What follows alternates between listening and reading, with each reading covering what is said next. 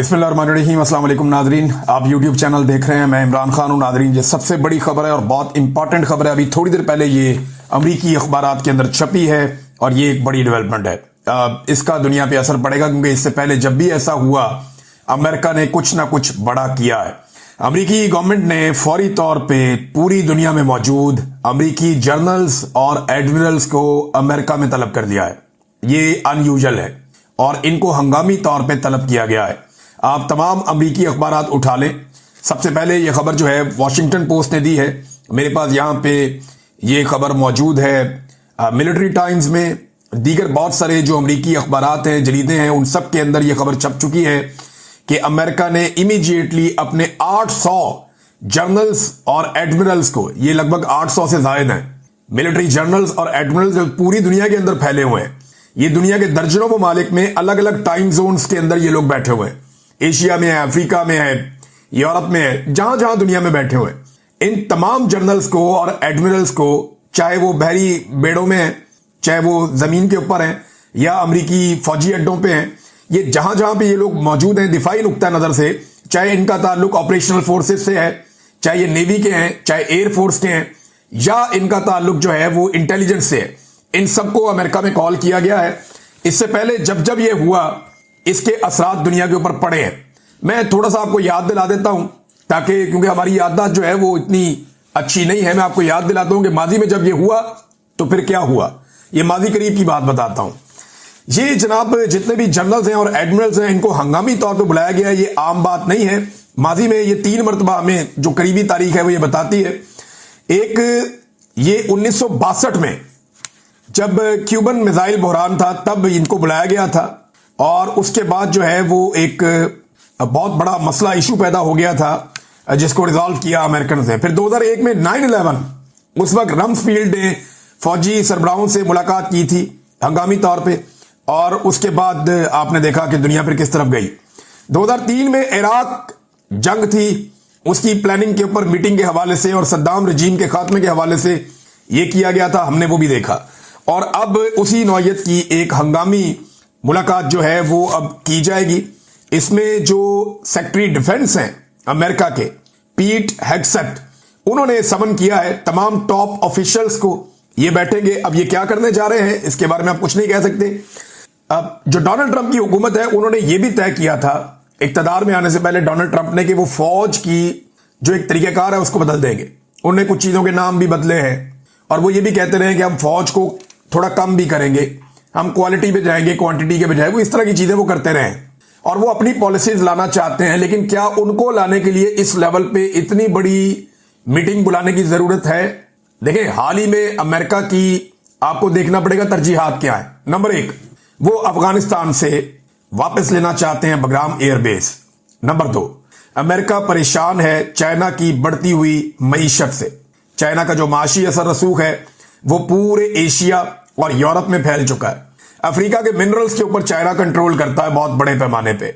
और ये आपका जो मिडिल ईस्ट है या जहां पे भी चले जाए, इवन अमेरिकन मईशत के अंदर चाइना पेनिट्रेट करता है। ये एक बहुत बड़ा इशू है।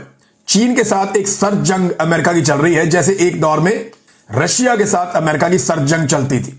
पाकिस्तान उस दौर में अमेरिकन कैंप में था और आज पाकिस्तान जो है वो फिर अमेरिकन कैंप में ऐसा दिखाई दे रहा है। इमरान खान साहब की पॉलिसी जरा डिफरेंट थी। तो जिस तरीके का प्रोटोकॉल पाकिस्तान के वजीर आजम को अमेरिका में मिला है या फील्ड मार्शल को मिला है, इन चीजों को देखने के बाद जो ये ऑप्टिक्स जो आपको दिखाई दे रहे हैं ना, ये पर्दे के पीछे कुछ और होता है। हमेशा जब जब हमें इस लेवल का प्रोटोकॉल मिला है ना हमारे किसी डिक्टेटर को, तो उसके बाद कुछ जर्नैलों की तो नस्लें संवर गई, कुछ मौलवियों की नस्लें संवर गई, कुछ सियासतदान जमीन से आसमान पे पहुंच गए।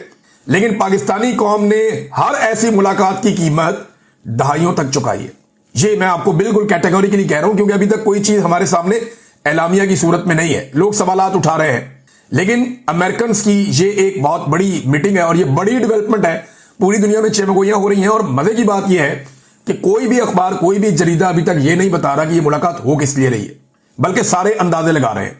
सारे ये बात करें ये बहुत इंपॉर्टेंट है, अनयूजुअल है, नॉर्मली ऐसा होता नहीं है, लेकिन ये हंगामी है। अब क्या फैसले होंगे उसको खुफिया रखा गया है। 12 चीजें सामने आ जाएंगी तो पता चल जाएगा कि ये मामला किस तरफ जाता है। नाज़रीन, ये एक तस्वीर आप देखें, اس میں تقریباً 9 رہنما ہیں جو ملاقات کر رہے ہیں جناب ڈونلڈ ٹرمپ صاحب سے. یہ 9 رہنما ہیں. میں آپ کو اس طرح کے 9 اور دکھا سکتا ہوں, 10 اور دکھا سکتا ہوں, بہت ساری اور تصاویر دکھا سکتا ہوں. یہ رہنما سارے ملاقات کر رہے ہیں ڈونلڈ ٹرمپ سے. اور ایک تصویر آپ یہ دیکھیں, شہباز شریف کی ملاقات ہو رہی ہے ڈونلڈ ٹرمپ سے. ان میں فرق کیا ہے؟ یہ جو باقی ممالک کے رہنما ہے نا, یہ اپنے ساتھ اپنا آرمی چیف نہیں لے کر گئے, لیکن شہباز شریف کی ڈونلڈ ٹرمپ کے ساتھ جو ملاقات ہے اس میں ساتھ آرمی چیف بیٹھا ہوا ہے. ریزن کیا ہے؟ پہلا سوال تو یہ ہے کہ کیا آرمی چیف شہباز شریف کو ساتھ لے کر گیا یا شہباز شریف آرمی چیف کو ساتھ لے کر گیا؟ پہلا سوال تو یہ ہے.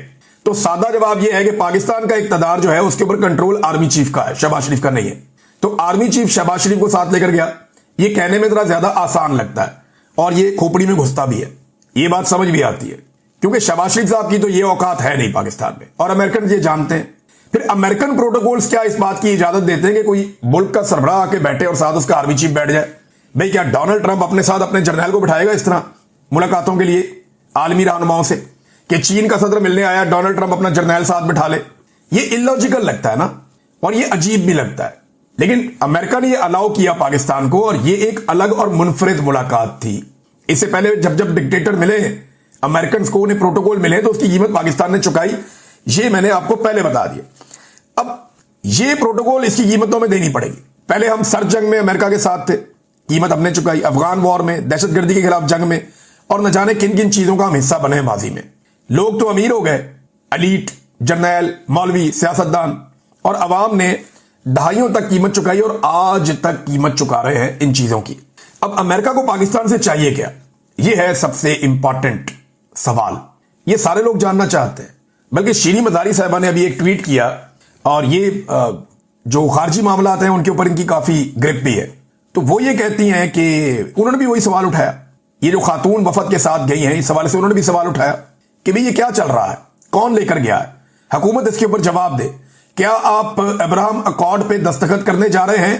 کیا آپ اسرائیل کو تسلیم کرنے جا رہے ہیں؟ تو دیکھیں, میری انفارمیشن کے مطابق, اور میں یہ پہلی دفعہ نہیں کہہ رہا, عاصم منیر صاحب کی ملاقات پہلے ڈونلڈ ٹرمپ سے نہیں ہوئی تھی, میں تب بھی یہی کہہ رہا تھا. اور جنرل باجوہ کے دور سے ہم یہ بتا رہے ہیں کہ جناب پاکستان کی اسٹیبلشمنٹ نے اسرائیل کو لے کر اپنی پالیسی تبدیل کر دی ہے. اور وہ آپ نے گراؤنڈ پہ ایسے دیکھا کہ جب بھی کوئی نکلتا ہے اسرائیل کے خلاف احتجاج کرنے کے لیے تو پاکستان کی حکومت اس کو مارتی ہے. تھانے دار آ کے مارتے ہیں, گرفتار کر لیتے ہیں, جیلوں میں ڈال دیتے ہیں, خواتین کو اور بچوں کو بھی گرفتار کر لیتے ہیں. آپ اسرائیل کے خلاف پاکستان میں مظاہرہ نہیں کر سکتے. پوری دنیا میں ہوتا ہے, مغربی ممالک میں ہوتا ہے, پاکستان میں نہیں ہو سکتا. تو یہ پالیسی بدل گئی تھی. جنرل باجوہ یہ چاہتے تھے کہ اسرائیل کے بارے میں ہم کسی فیصلے پہ پہنچیں, اور یہ کوئی بھی جرنیل یہ چاہے گا کہ یہ فیصلہ اس کے دور میں ہو جائے تاکہ ملبہ تو گرے گا پولیٹیشنز پہ, اور وہ جرنیل کا امریکی تاریخ میں نام لکھا جائے گا اور اس کی نسلیں سنور جائیں گی. تو اب عاصم منیر صاحب کے دور میں کیا یہ ہو جائے گا؟ پریکٹیکلی تو شاید ہمیں ایسا لگتا ہے ہم نے اپنی پالیسی بدل دی ہے, لیکن میری دانست میں یا میری سمجھ کے مطابق اناؤنس ہونا باقی ہے صرف. باقی پریکٹیکلی ہم نے اپنی چیزیں جو ہیں یہ بیٹھ کے آپ کو جو مرضی جذباتی تقریریں کریں گے, جناب جروسلم میں گھس جائیں گے, یہ کریں گے, وہ کریں گے, لال ٹوپی جو مرضی بولے آپ کو. لیکن اب کہانی کوئی اور ہے, اب بات کسی اور طرف چلی گئی. کیا سعودیہ اسرائیل سے لڑنا چاہتا ہے؟ نہیں لڑنا چاہتا. انہیں پروٹیکشن چاہیے لیکن لڑنا نہیں چاہتا. پہلے وہ امریکن سے پروٹیکشن لیتے تھے لمبے عرصے تک, جو خانہ کعبہ اور مسجد نبوی کی حفاظت کی ذمہ داری تھی وہ امریکنز کے پاس تھی. اب وہ پاکستانیوں اور امریکنز کے پاس ہے, کیونکہ پاکستانی جو ہے وہ سستے پڑتے ہیں, امریکنز بہت مہنگے پڑتے ہیں.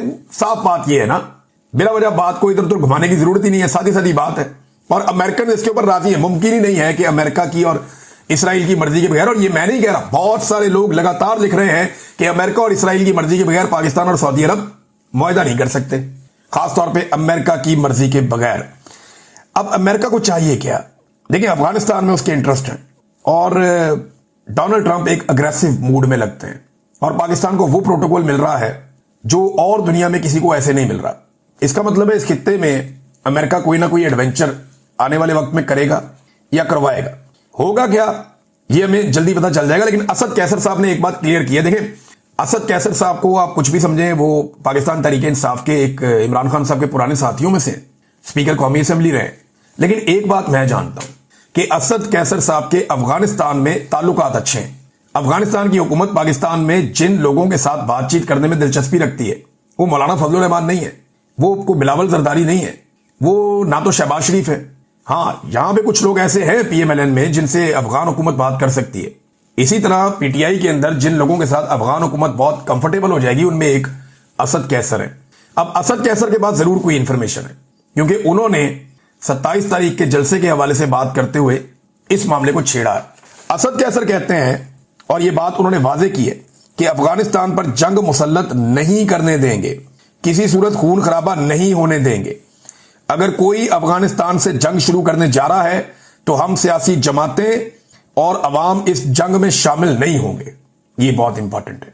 इसका मतलब है अफगानिस्तान के पास ये इंफॉर्मेशन है कि उनके ऊपर जंग मुसल्लत की जा सकती है और इस मरतबा पाकिस्तान को इन्वॉल्व भी किया जा सकता है। और इमरान खान साहब जेल से बैठकर बार बार खबरदार कर रहे हैं कि अफगानिस्तान के साथ बात करो, किसी लड़ाई में उनके साथ ना जाओ, किसी जंग का हिस्सा ना बनो। हमारा मफाद इसमें कि हम अफगानिस्तान के साथ बातचीत करें। तो क्या अब अमेरिका एक नया मॉडल बना के अफगानिस्तान में दखलंदाजी करने जा रहा है? तो असद कैसर साहब ने कैटेगोरिकली ये कह दिया बगैर किसी का नाम लिए। नादरीन, पाकिस्तान तहरीक इंसाफ की इस वक्त जो सारी तवज्जो है वो 27 तारीख के जलसे पर है और उसकी तैयारियां की जा रही हैं धड़ाधड़। हम इसके ऊपर एक लाइव ट्रांसमिशन भी करेंगे। मैं साबिर शाकिर भाई, सिद्दीक जान और ये मकबूल जान साहब, समी इब्राहिम साहब, हारून रशीद साहब, समीना पाशा साहिबा होंगी, हम सभी आदमी साहब को कहेंगे, हमारे साथ अमीर अब्बास साहब होंगे, कुछ पॉलिटिकल लोग उनको भी हम साथ शामिल करेंगे, कुछ और दीगर नाम अगर मैं भूल गया हूं माजरत चाहता हूं, जो पॉलिटिकल एनालिसिस करते हैं पाकिस्तान में लोग, उनको भी हम शामिल करेंगे। तो ये ट्रांसमिशन हम जलसे के बारे में करेंगे, क्योंकि आपको कोई टीवी चैनल तो दिखाएगा नहीं। जब टीवी चैनल नहीं दिखाएंगे तो हम अपने चैनल्स पे आपको एक ट्रांसमिशन करके सोशल मीडिया के ऊपर आपके पास लिंक अवेलेबल होंगे, आप वहां पे जाके उसको बराह रास्त देख सकते हैं। जिन आवाजों को बंद किया गया है वो आवाजें मिलकर जिस पॉलिटिकल पार्टी की आवाजों को बंद किया गया है वो आवाज आप सबको हम सुनवा देंगे। अब नाजरीन, पाकिस्तान तहरीक इंसाफ की सारी तवज्जो इस पे है और अच्छी बात यह है कि जो आइडिया एक सामने आया था कि जलसागाह में शोहदा की तस्वीर लगाई जाए, तो वो शोहदा की तस्वीर के जो है बड़े बड़े होर्डिंग्स जलसागाह में लगा दिए गए हैं।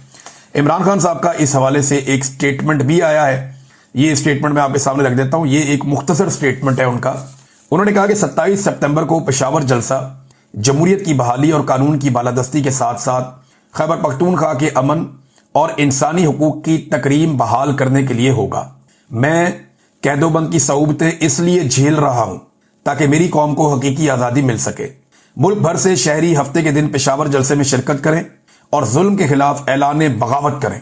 ये इमरान खान साहब का अडियाला जेल से पैगाम आया है 27 तारीख के जलसे के हवाले से। और क्योंकि अब पाकिस्तान तहरीक इंसाफ भी जो है वो उन्होंने अगला गियर लगा दिया है और वो एक नई तहरीक के अंदर शामिल हो गए हैं। देखें, ये जो महीना शुरू होता है ना अक्टूबर का, तो यहां से तहरीकें शुरू होती हैं।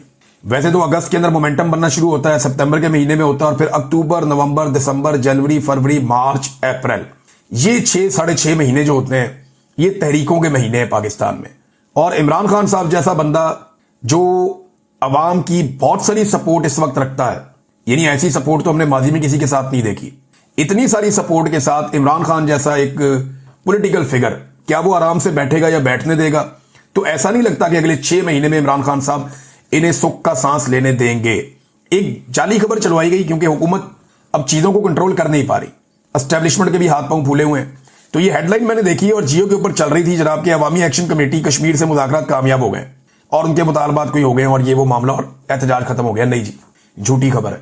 अवामी एक्शन कमेटी के साथियों से राब्ता हुआ थ्रू एक जर्नलिस्ट, उन्होंने भी मुझे बताया, और उसके अलावा उन्होंने कुछ जगह पे खड़े होकर बाकायदा प्रेस कॉन्फ्रेंसेस की और चौकों में आकर ऐलान किया कि हमारा हुकूमत के साथ एक भी मुतालबे के ऊपर या एक भी चीज के ऊपर मुज़ाकरात कामयाब नहीं हुए।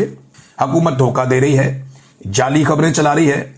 हम अपने एहतजाज के ऊपर कायम हैं और 29 तारीख से अवामी एक्शन कमेटी कश्मीर अपना एहतजाज जरूर करेगी।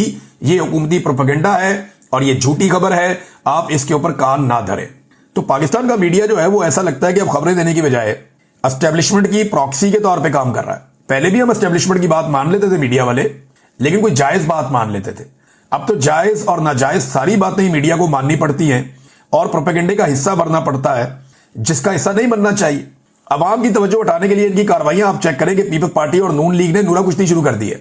उधर से बिलावल एक स्टेटमेंट देता है, फिर मरियम देती है, फिर बिलावल देता है, फिर मरियम देती है, और उसके क्लिप काट के सोशल मीडिया पे वायरल करने की कोशिश की जाती है। जनाब, इनको वायरल कर दें आप, और वायरल इसलिए कर दें ताकि तवज्जो इधर आ जाएगी कि पीपल्स पार्टी और नून लीग लड़ पड़े, ताकि अवाम को इससे उम्मीद हो जाएगी जनाब पीपल्स पार्टी और नून लीग लड़ पड़े, हुकूमत खुद ही गिर जाएगी, हमें कुछ करने की जरूरत नहीं है। सब फ्रॉड है, सब बेईमानी है। ये जुनूबी पंजाब के सैलाब को लेकर, ये बेनजीर इनकम सपोर्ट प्रोग्राम को लेकर और छोटे छोटे मामलात को लेकर एक दूसरे को उचकले दे रहे हैं, एक दूसरे को छेड़छाड़ कर रहे हैं और ये सिर्फ अवाम का फोकस शिफ्ट करना चाहते हैं। देखिए, जो सलाम मुतासरीन के लिए जो उनके साथ हुआ वो दिखाने की बजाय ये दिखा रहे हैं पाकिस्तान के मीडिया के लोग, ताकि तवज्जो हटाई जा सके। सलाम मुतासरीन के दुखों को रिकॉर्ड करने की बजाय टिकटॉक्स पाकिस्तान के मीडिया ने दिखाई हैं, लोगों का नुकसान नहीं दिखाया, हुकूमत की तारीफें चलाई हैं और अब एक मरतबा फिर फोकस हटाने की कोशिश की जा रही है। तो क्या ऐसे फोकस हट जाएगा? ना पहले हटा ना अब हटेगा। नाज़रीन, जस्टिस जहांगीरी साहब के खिलाफ जो है वो उनकी डिग्री मनसूख कर दी गई है यूनिवर्सिटी की जानिब से और कराची के अंदर भी जो हाई कोर्ट है उन्होंने वो केस फारिग कर दिया। अब जो डिग्री मनसूख की गई यूनिवर्सिटी की जानिब से, एक तो मोटी खोपड़ी को बात समझ नहीं आती, भाई जो डिग्री जाली है वो तो कभी जारी नहीं हुई और जो चीज जारी ना हो उसको मनसूख कैसे किया जा सकता है ना सवाल पूछने वाला। एक तरफ बोलते हैं कि डिग्री जाली है तो ठीक है, अब जब जाली है तो उसको मनसूख कैसे किया जा सकता है, सवाल यह पैदा होता है। जो चीज जारी नहीं हुई, आपने दी नहीं तो फिर मनसूख आप कैसे कर सकते हैं? मोटी खोपड़ी है ना, बात दिमाग में घुसती नहीं है। वो ये कह रहे हैं जनाब के इनकी डिग्री फारिग कर दी गई है और इसके अंदर जो हवाला दिया गया है वो सिंडिकेट मीटिंग का दिया गया जो पिछले साल अगस्त में हुई थी। लेकिन आपको याद है उस मीटिंग के बाद एक प्रोफेसर साहब जो सिंडिकेट के मेंबर थे, रियाज अहमद साहब, वो गिरफ्तार भी हुए थे, उनके ऊपर दबाव भी डाला गया था, उन्होंने बताया भी था। ये उसी मीटिंग का हवाला देकर डिग्री मनसूख कर दी गई है। अच्छा, ये पहली दफा नहीं हुआ। जो एक जज साहब थे ना, गुलाम सफदर शाह साहब, ये नाम आपने याद रखना है। एक जज हुआ करते थे पाकिस्तान में, गुलाम सफदर शाह। ये उस बेंच का हिस्सा थे जिस बेंच ने फैसला दिया जुल्फिकार अली भुट्टो की फांसी का। जब जजेस फैसला दे रहे थे जुल्फिकार अली भुट्टो की फांसी का, तो ये एक जज, इन्होंने इख्तलाफ कर लिया था फैसले से। इन्होंने कहा जी मैं इसका हिस्सा नहीं बनता, ये आप बेगुनाह को फांसी दे रहे हैं, मैं इसका हिस्सा नहीं बनता, मैं ये फांसी के लिए इख्तलाफ करता हूं। उस दौर की एस्टेब्लिशमेंट ने, ज़िया-उल-हक की एस्टेब्लिशमेंट ने बड़ा दबाव डाला इनके ऊपर, लेकिन गुलाम सफदर शाह साहब माने नहीं। उसके बाद गुलाम सफदर शाह साहब की भी डिग्री जारी निकल आई। तो ये पुरानी रीत चल रही है, ये हथियार पुराने हैं, ये बाजू हमारे आजमाए हुए हैं। यही काम इन्होंने माजी में किया और आज उसके ऊपर कौम से माफिया मांगते फिरते हैं। आज उठे ना कोई जर्नैल और उठ के कहे कि उसने जुल्फिकार अली भुट्टो को ठीक फांसी दी थी, उठे ना, करे ना हिम्मत, करे डिफेंड ज़िया-उल-हक को, करे कोई डिफेंड परवेज मुशर्रफ को, करे कोई डिफेंड याह्या खान को और अयूब खान को, कोई नहीं करेगा। अपने खानदान उनके नहीं कर सकते तो ये जर्नैल क्या करेंगे? तो जो गंद इन्होंने मारा ना माजी में, वही आज मार रहे हैं। कल के दिन में ये जस्टिस जहांगीरी की डिग्री मनसूख होने का मामला या डिग्री की बुनियाद के ऊपर इनको निकालने का मामला या जाली करार देने का मामला, इसको डिफेंड करने के लिए फौज में एक बंदा भी नहीं मिलेगा मुस्तकबिल में। तो आज का गंद ना कल ये टोकरा सर पे उठाना पड़ेगा। यही माजी में होता आया, आइंदा भी आपको यही करना पड़ेगा। अब तक के लिए इतने, अपना ख्याल रखिएगा, अपने चैनल का भी। अल्लाह हाफिज।